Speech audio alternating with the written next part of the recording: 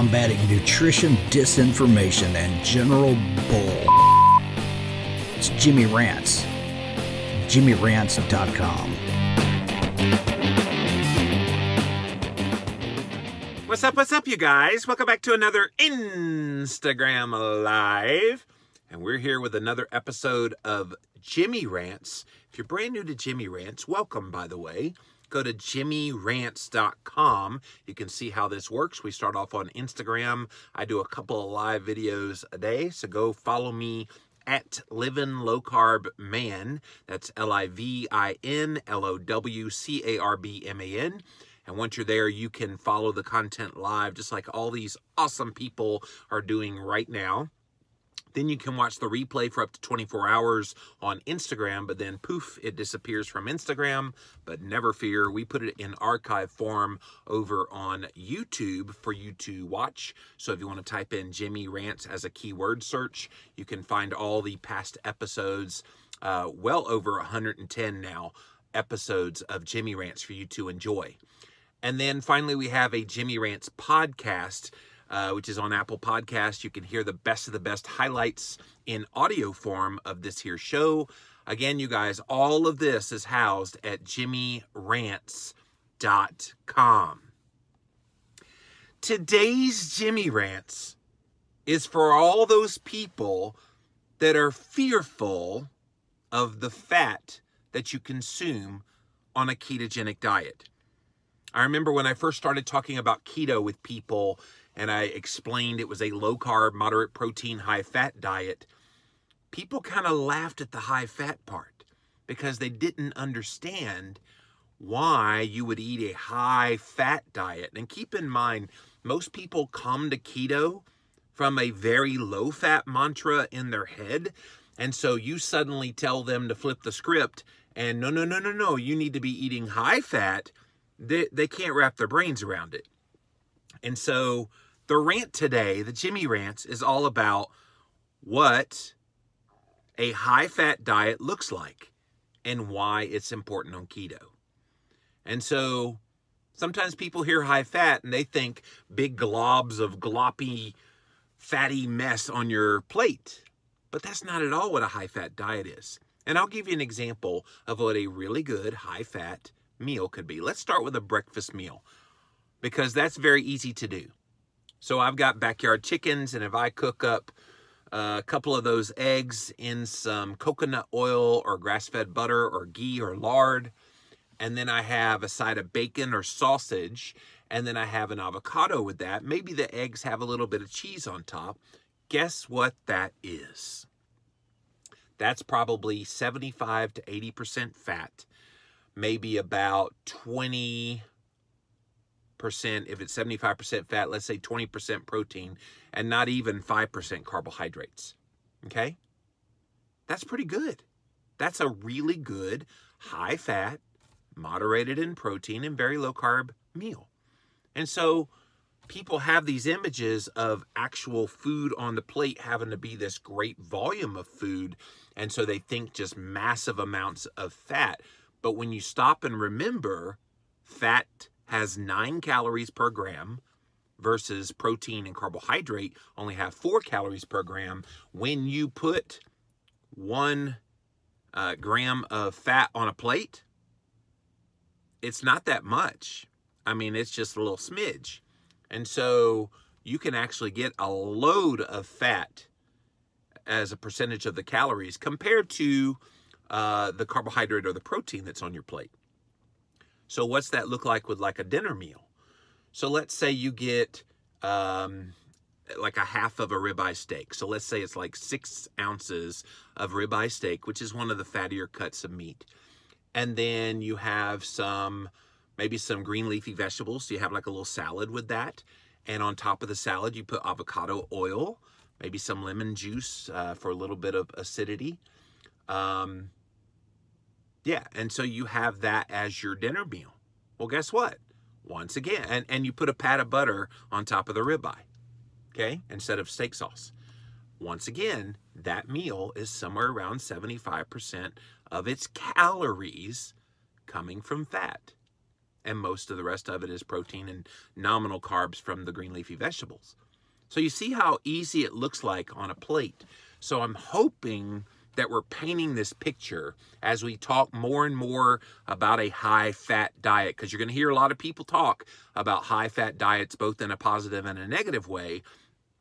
In the positive way, they say, oh, you should eat a high-fat diet, without giving the caveat, by the way, that you should also eat a low-carb diet at the same time, because if you eat high-fat, moderate carb, that's no bueno. If you eat high-fat, high-carb, that's the standard American diet.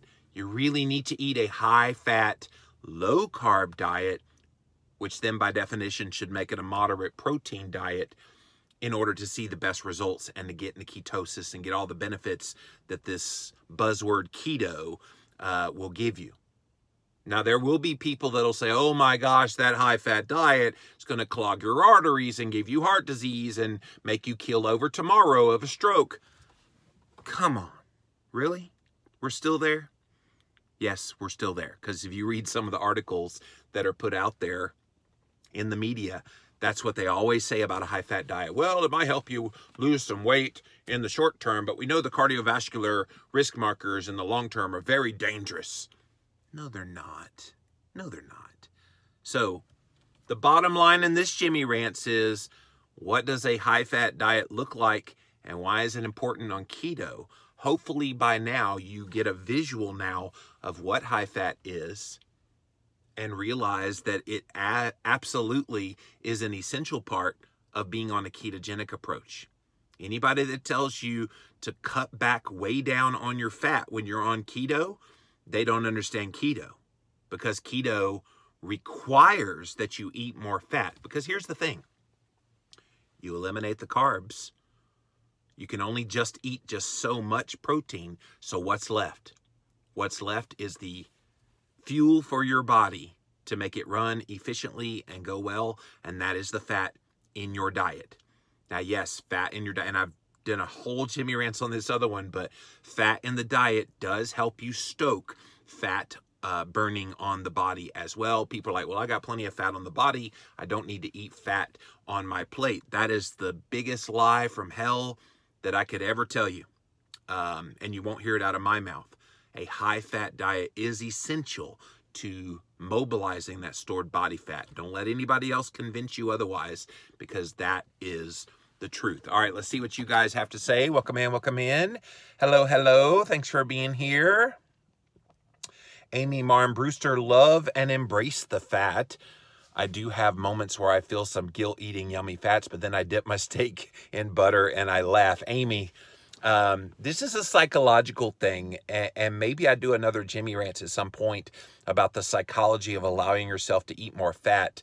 The other day I had my sister on a Jimmy Rants, and that's even something that she still deals with in her head 2 years later doing keto. She still has this kind of, what about the fat? So it is a tough one for sure, but good for you embracing it. And really, the people that don't succeed on keto, you trace it back, they're either eating too many carbohydrates because they bought into the net carb nonsense, or they're not eating enough fat and they're hungry and they're struggling trying to find that balance between the macronutrients. So don't let that befall you, but good for you, Amy. Bishop 3W, are there any books that you would recommend for a beginner on keto, even cookbooks? Well, it's a little self-serving because I've written quite a few books, including the one that everybody considers the beginner's guide to keto. It's called Keto Clarity. It's been out there for a few years now, and it's sold probably almost 500,000 copies. And has been translated into 15 languages. So I guess others find value in it as well. So go check out Keto Clarity, but there's so many great keto books that are out there now. I would be insulting a lot of my friends if I start listing a whole bunch of names of books, but go on, you're on Instagram now, so go kind of noodle around and look at keto. You'll find all the people that are really doing this well. So Bishop just started 6 weeks ago. Well, welcome to the fray. Thanks for being here. I'm very honored you're a part of the Jimmy Rants family. And yeah, if you have any questions, please feel free anytime to ask me about this. I have been keto since 2012, been low carb since 2004. And so I've built up quite a bit of knowledge over the years on my podcasting, interviewing all the experts and the researchers and the people that are using this in practice. So I have quite a bit of knowledge. So I'm happy to help anytime for people that don't understand some of the basic concepts. But Keto Clarity will definitely explain all of that for you. In fact, you guys, I'm in the midst of writing the front matter for a companion cookbook for Keto Clarity. It took them a while, but we finally have a cookbook that's in the works. The Keto Clarity Cookbook will be coming in May of 2019. So definitely look for that coming soon. I've got a brand new recipe maker I cannot wait to introduce you guys to. Her name is Heather, and she is utterly amazing with her recipes. You're going to love what you see, but excited to get that out there real soon. So thank you guys for being here today on this Jimmy Rants.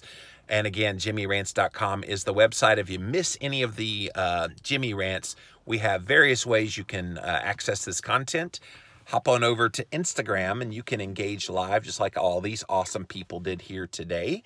And at Livin' Low Carb Man, so that's LIVINLOWCARBMAN.